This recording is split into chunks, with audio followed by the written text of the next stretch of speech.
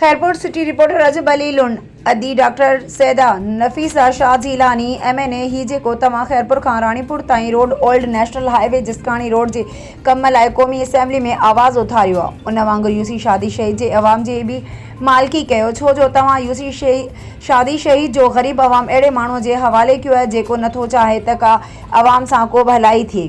ही यूसी शादी शहीद जो चेयरमैन सिर्फ़ पंहिंजे मनपसंद माण्हुनि खे नवाज़े रहियो आहे, बाक़ी ग़रीबनि जो को बि अल्लाह खां सिवा वाली वारिस नाहे। कुझु NGOs भी हिते कमु करे रहिया आहिनि जेके सिर्फ़ यूसी शादी शहीद चेयरमैन ऐं वाइस चेयरमैन जे इशारे ते साहिबान यूसी शादी शहीद MNA कमु कनि था।